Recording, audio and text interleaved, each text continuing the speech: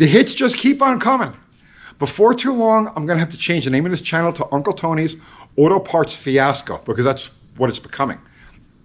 As a YouTuber, I'm okay with this. This is great, because this kind of material gets clicks, it gets views. Go YouTube, right?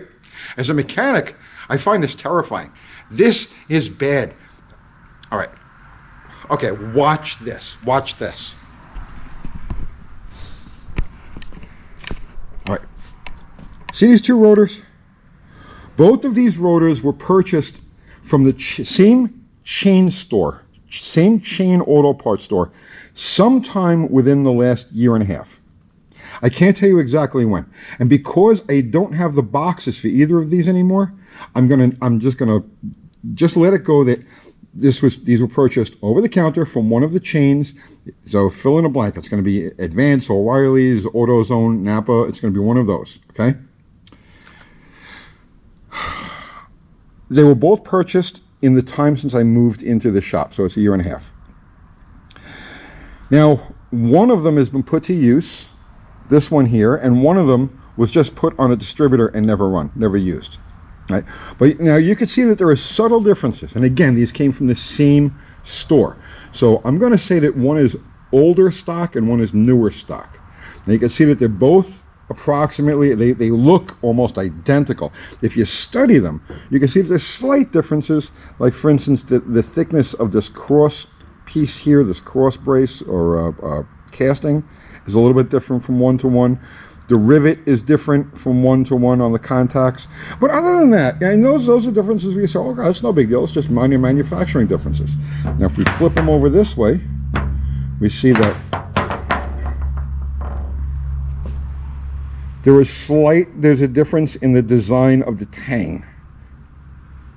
Okay, that this metal tang that contacts the actual distributor itself and keeps the rotor from moving. Okay, holds the rotor steady. Now let's look at the distributor.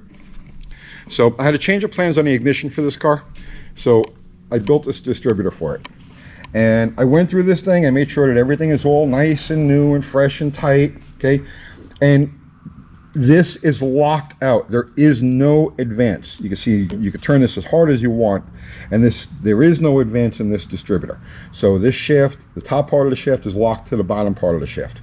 No movement, no play. Now watch this. Okay.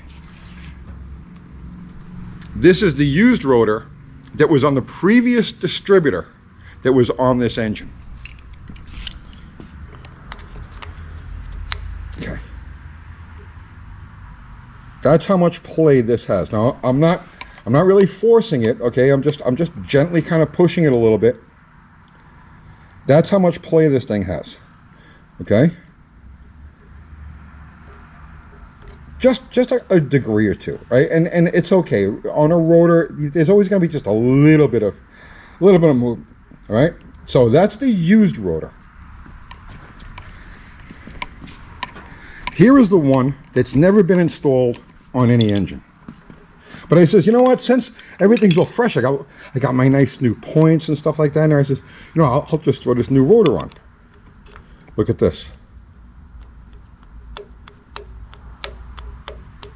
Okay.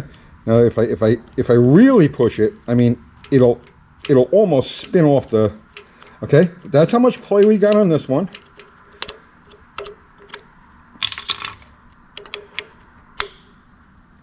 That's how much play we got on this one. Both purchased from the same chain store.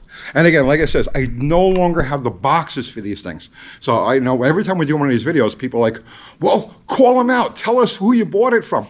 It's not fair to do that because I don't have the box. You know, so I'm not even going to mention manufacturers. But the point is, they were purchased from the same chain store. All right, so figure out one of the chain stores. They probably have an ad on this video, okay? You can't take anything for granted. So now in this particular instance, this is going to be a nitrous motor, okay? This is a nitrous motor. How? That's pretty accurate, okay? That's okay. Like this, there's always going to be a little bit of play on a rotor. This to me is acceptable, right? But now, spin this thing up when the motor's at 6,000 RPM, and this thing is like oscillating and doing all kinds of weird things. Tell me what kind of issues this is going to cause going on a track, spraying this thing. Or forget about that. How about just over the long term on your daily driver car? Right? There's always going to be that movement. There's always going to be that play. You're never going to get that steady spark delivery that an engine requires for clean, smooth operation. You have to check everything. You can't take anything for granted. It's crazy. I don't want to make these videos. Again, like I said, as a YouTuber, this is great. This is a gold mine. This video is going to get lots of views. But no, I don't want to get views this way. I'd like to get them other ways than pointing out how in trouble we are with even the most simple, basic parts. A distributor rotor. And before I say, oh, okay, well, it's a 50-year-old distributor, and that rotor has so many applications. That's a Chrysler Prestolite distributor. But that rotor goes all the way back to the 1940s, I believe it is, up and all through the 1970s, and it has all different farm applications and aftermarket applications, like Mallory's and stuff like that, distributors. Actually, that was on a Mallory. No, it was on an XL. It was on an XL distributor. But the point is, that rotor, that application has tons. But forget about it being old. That's not the point. The point is, simple part, a crucial part, a simple part, something you figure, well, how could they possibly screw that up, right? It's a rotor. Is it just, okay? No, slop like that. And that, under the wrong circumstances, will kill your motor. What happened, right? I don't know. It was up there, I hit the button, it started shooting ducks and eating cylinders, right? Why? Okay, but cross-firing. You know what I'm saying? Bad. Simple things. You have to watch for everything. So, if you can, if you're into the old car hobby, or the hot rod hobby, whatever it happens to be, right? Listen to me when I tell you. Go out and find as much NOS as you possibly can. When you can find them on eBay, you can find them at online, all different forums and stuff like that. Try to get your hands on anything you need, anything that's crucial to the importance, to the running of your car.